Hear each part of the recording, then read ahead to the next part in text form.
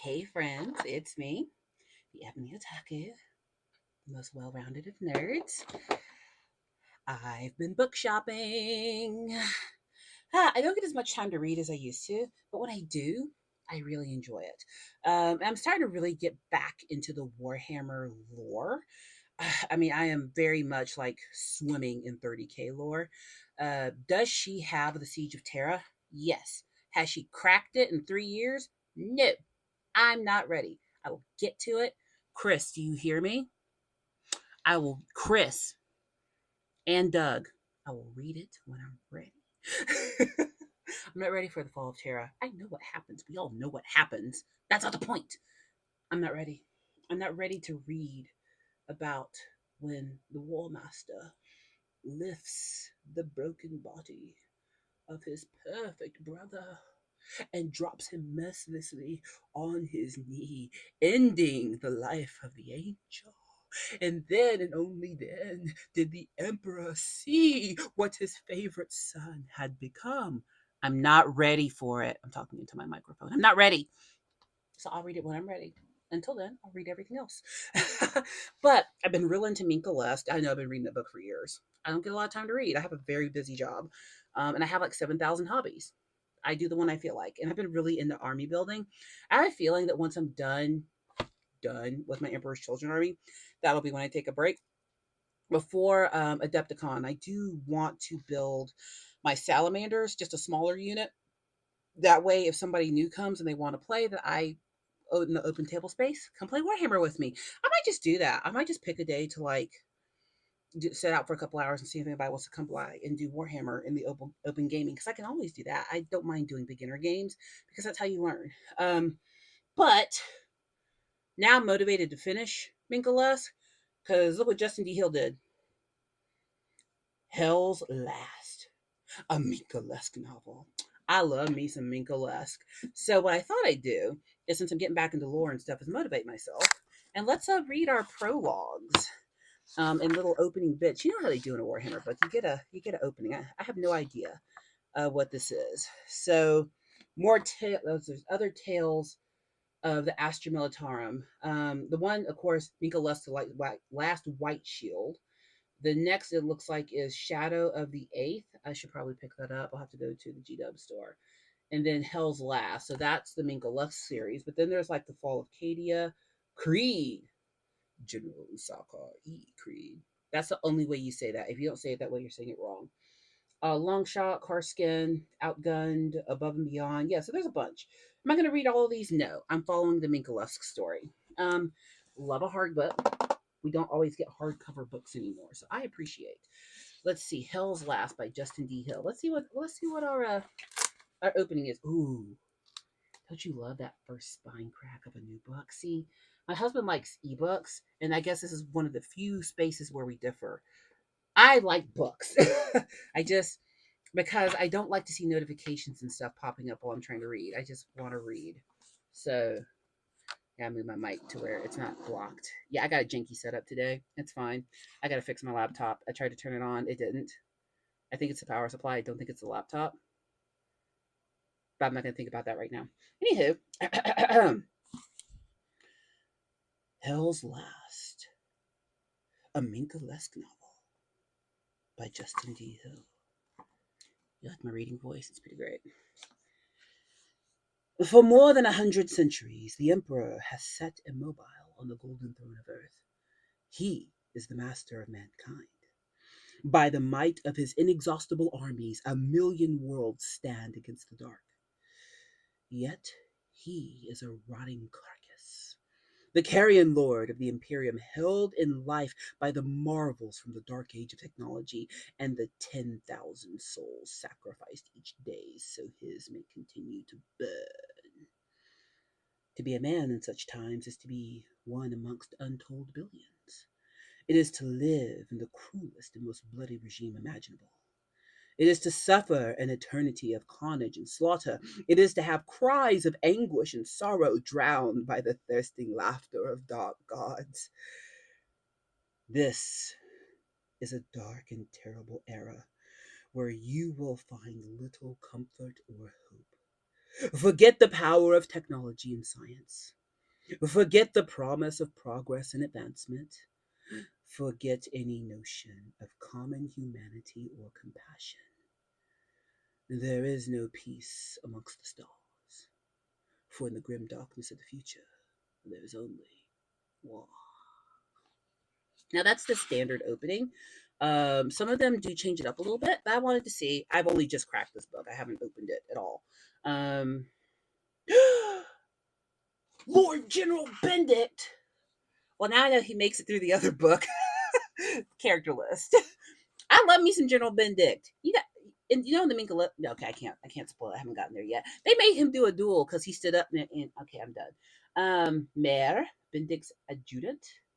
Let's see here. Oh, good. There are some names I recognize here. Where's Minka Lusk? It says it's a Minka Lusk novel. Where is she? Hey, wait. How can this be a Minka Lusk novel and she's not in the dramatis personae? Okay, is there another page? Huh? Isaiah Bendict, Mayor, Presson, Manon. Oh, a lot of them made it. Banting, Rockin, Sparker, Captain. Does she get a name change? Because she did. She like you remember when the was it the Space Wolves ship that she, the Wolves of Fenris, who picked her up off Acadia, and they all like bow to her because like she's holy now. Elam Huang, yeah, those are Seventh Company. Oleg, Rochelle, Yulia, Chief Engineer Tabor, Aeronautica. Aeronautica! I play Aeronautica Imperialis. The show of Vera Confessa, Tabea Sanctioned Psyker. And then it ends. Where is Minka? Hold up. I'm flipping. It's fine. I'm still going to read it. It has Minka Lusk on the title. Ooh, we have a quote. Cut through my foes like a blast of fire. Bathe in the blood of mine enemies. My names are triple, my courage is bottomless. The armies at my command are legion. I'm son of hell. Okay, how long is the... There's our prologue. Let's see. I haven't read this yet. I'm trying to decide if I want to do the prologue or just the italics pages. I think we'll just do this a little bit first. Let's see here. I'm just trying to see if I'm interested, which one I'm interested in reading next, because I got a lot going on book-wise. Let's see here. Now, the Gallows Cluster, for a long time an overlooked backwater of imperial space, was thrown into the front line of battle by the fall of Cadia. Ancient fractures opened as the forces of heresy contended with the renewed and vigorous imperial attention. As war spread, these fissures only grew wider. Trade routes were severed, and starvation spread through the hive worlds of Guardia, Rex, and Valen. Defense of the sector was undermined by local hierarchies whose members claimed descent from the St. Ignazio Richstar. Many of them had long-standing and familial sympathies with the heretical temple tendency, who believed themselves to be the true followers of the God Emperor. Defeat in the Cadian sector was seen in such quarters as a call to re-establish an older and purer church. Adherents of the tendency reacted to each defeat with increasing boldness bordering on heresy. Hundreds of sanguine cults emerged, seeking to purify the Gallows Cluster, and while for some these cults were brought under command of the Frateris militia, many others were deemed heretical and subject to sanction. One of the latter came together under the name the Scourged. Its adherents practiced extreme self flagellation, and they were knit into a formidable force by their warlord, Dracul Zar. In a sector reeling from famine and heresy, the Scourged advanced was rapid. They quickly overwhelmed the Spinward worlds, incorporating their heretical bands into their own. till they threatened to rip the entire gallows cluster into enemy hands.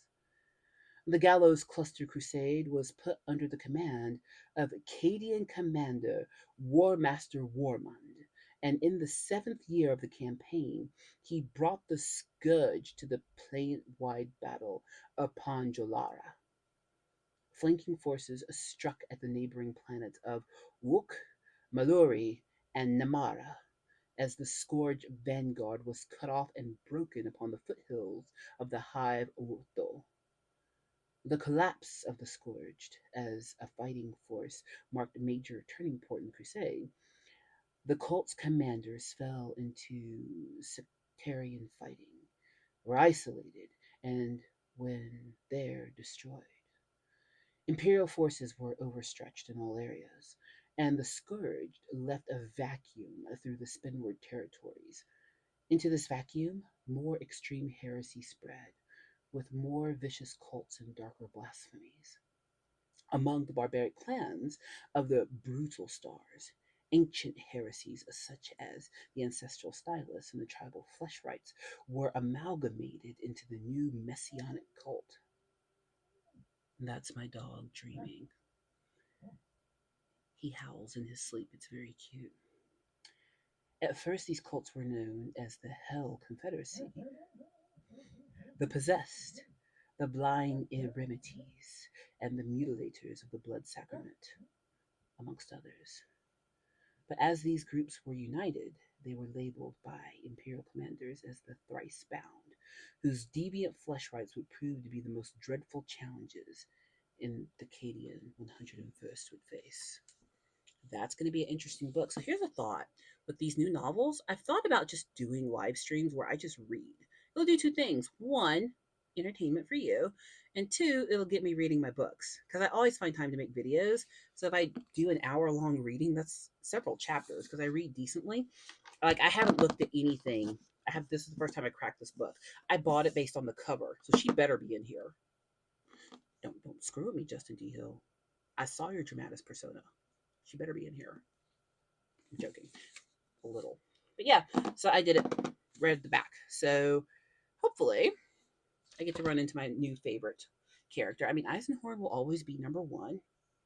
Lorgar's not wrong. Fulgrim's just out to have a good time. Vulcan lives. I rocks with Rabute. Those are my themes. But Minkalesk, she's my goat. And General Usarkar E. Creed, I can't wait to encounter him again. Good to know that he's out there somewhere. Gives me something to look forward to in the book. I'm in the middle of that omnibus right now. So this one's by Jude Reed. I've not encountered one of his novels before, but I hadn't read a Justin D. Hill book yet. So I'm open to new authors. I know we all love Dan Abnett. Let that man retire. let that man take his money that he's made for the Black Library and let that man retire and let new talent emerge. As someone who is an adult educator, I am all about like letting talent that has done their job go live on their private island because they earned it, and then letting new talent rise up. Can we do that? Okay. But this one is called Creed. It better be General Usarkar E. Creed. Better be Phil Creed. I haven't cracked this one either. Bought it based on the cover. You can't judge a book by its cover. I absolutely can. If it has my favorite character on it, yeah, I 100% can. Ashes of Cadia. Yeah, Cadia got kind of kicked in the booty in Minkalesk. It's like, oh, Cadia's gone. So, this is part of. Oh, Gaunt's Ghost is part of this. Ah, I've read Gaunt's Ghost. That's a good one. One of the things I do love about the Black Library and the lore is even though it's so many authors, it's a pretty cohesive universe. Does everything match up 100%? No, it's multiple authors, okay? Let some things go. But this one has the same little opening, so I'm not going to read that again. But let's look at the Dramatis Persona. Rabute, that's another reason I'm starting to get back into 40K. They bring him back Primarchs. And we rocks with Rabute. I have a tagline for every single Primarch that I support, as you should too. All right, get with it. Know why you support them. So okay, Rabute's in here. Reborn son of the God Emperor of Holy Terra. Okay, I see what you're doing, G-Dubs. Not mad at you. Still not reading the Fall of Terra. Siege of Terra. Let's see, Lord Admiral Cassandra Van Liscus. Okay, a girl commander. Rock with it. Let's see, Ursula Creed. Oh, that's a girl. She mean AF.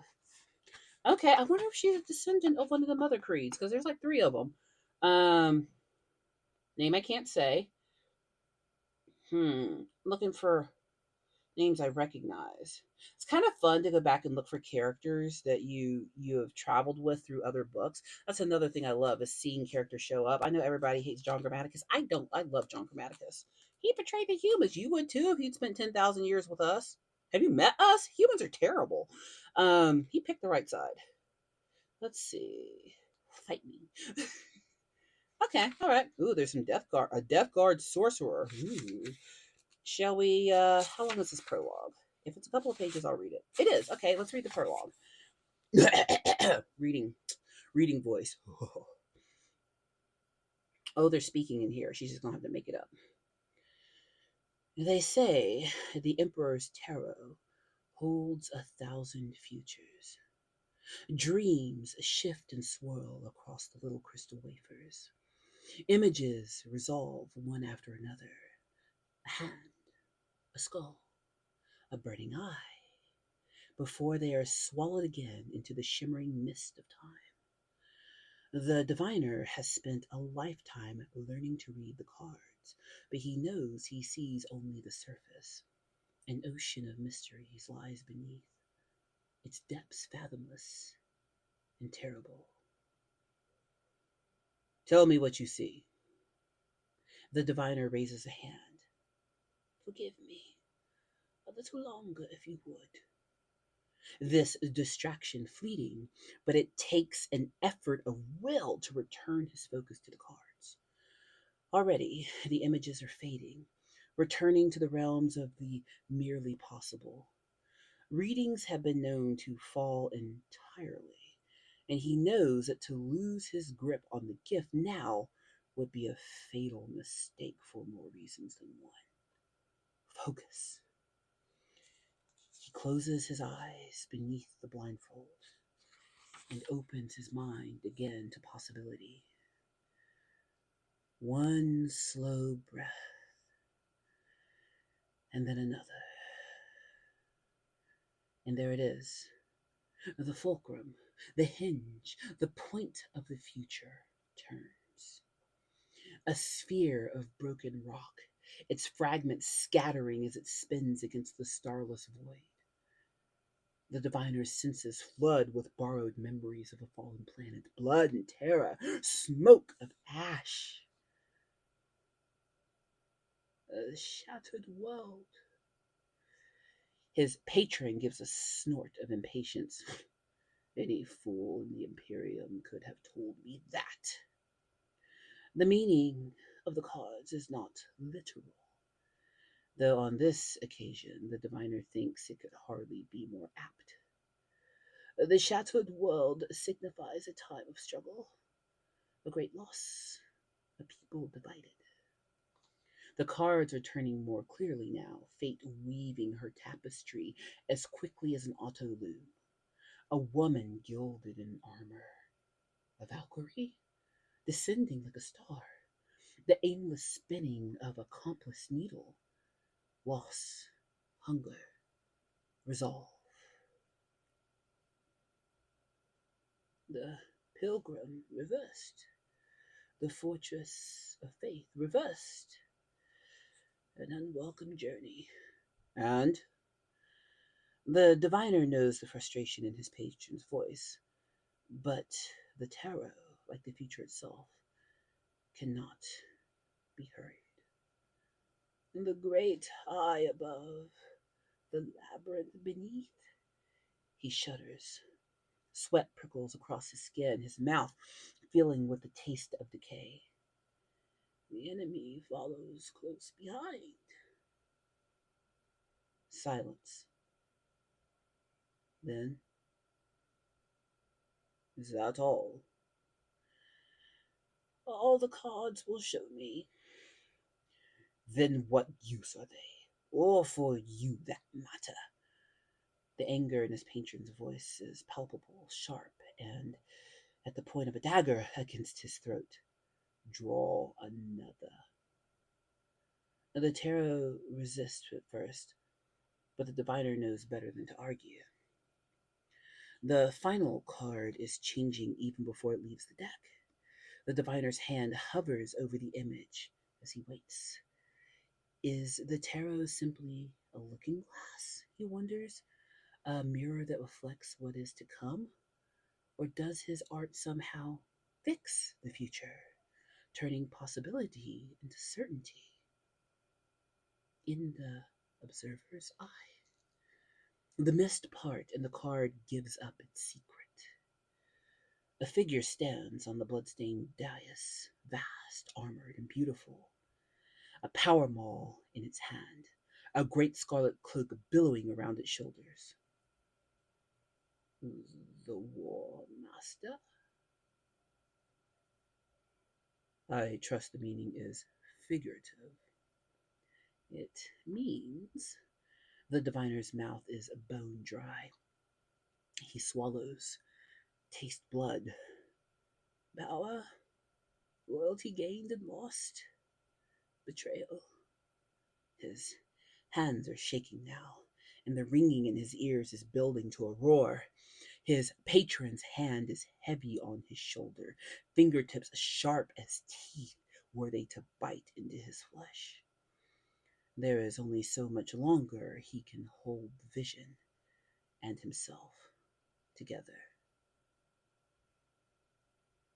Death. But they will succeed. They will find it. They will bring it to me. The last vestiges of the vision faded. A bone-deep weariness is settling into every part of the diviner's body. What is sought is not all that we will be found. More than that, I cannot see or say. The diviner removes his blindfold, folds the bloodstains inside, and readies himself for whatever form his patron's displeasure will take today. The cards lie in front of him, blank as vellum, heavy with unwritten deeds. Oh, intense! Oh, this one's done in axe. I've come to take lead to you to the other shore, into eternal darkness, into fire and into ice. Fragment from an ancient text kept in the Great Library of Terra. Okay, so far so good. Are we loving these? Okay, good options. I think I should do some just reading streams because so much of like my Warhammer videos now that are like my pre-recorded are all about building or 3D printing or painting or something like that. This is how I can get reading back in there, and not just Warhammer novels, but all the novels I like to read because that's how she is. This is the one that I bought right after Minka Lusk, and it's Dark Imperium because Robute comes back in this one, and it's right after Minka Lusk chronologically, I believe. She had to have it. Let's look at the Dramatis Personae. Oh, this one has a new thing. It's longer. Are we ready? Dark Imperium by Guy Haley. I've read some Guy Haley novels. I like Guy Haley. Okay, I have to turn my book so I can use my janky light. I'm well lit today though. Like she be curving. If anyone wants to know, I do not use filters on my face. This is what I look like.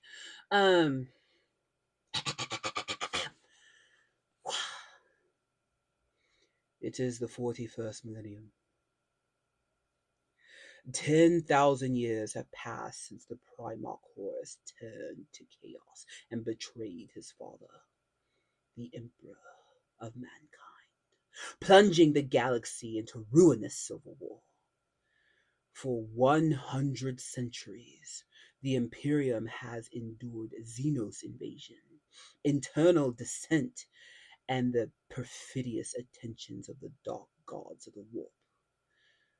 The Emperor sits immobile upon the golden throne of Terra, a psychic bastion against infernal powers.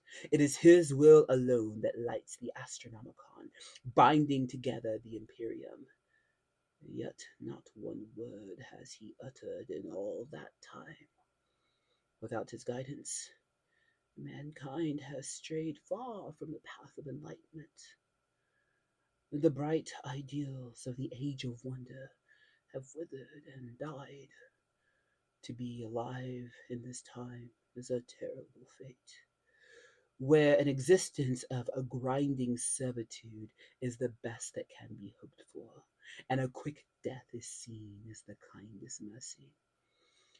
As the Imperium continues its inevitable decline, Abaddon, last true son of the Primarchs of Horus, and now War Master in his stead, has reached the climax of a plan millennia in the making, tearing reality open across the width of the galaxy and unleashing forces unheard of. At last, it seems, after centuries of valiant struggle, mankind's doom is at hand. Into this darkness, a pale shaft of light penetrates. The Primarch, Robute Gilliman, has been weakened from a deathly slumber by alien sorcery and arcane science. Returning to Terra, he has resolved to set right this dire imbalance, to defeat chaos once and for all, and to restart the Emperor's grand plan for humanity. But first, the Imperium must be saved. The galaxy is split in twain. On one side, Imperium Sanctus, beleaguered but defiant. On the other, Imperium Nihilus, thought to lost night. A mighty crusade has been called to take back the Imperium and restore its glory. All mankind stands ready for the greatest conflict of the age. The failure means extinction, and the path to victory leads only to war. This era is Indomitus. This is the second edition of Dark Imperium and has been revised for publication.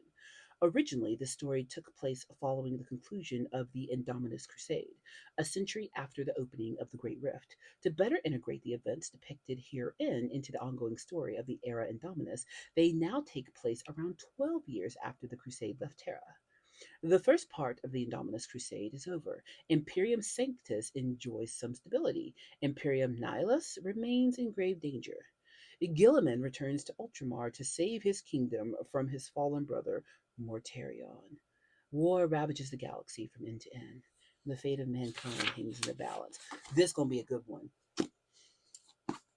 Don't go putting books on pause because you read a prologue. That's gonna be a good book. I am excited for that. So yeah, I think I will just do some live streams where I just read because then I get to read my books. Y'all get to listen. Some people like my reading, some don't. I do what I like on this channel. If you decided to start a YouTube channel, look, this is not how I make money. I have a job, okay, and I love my job. I love my company.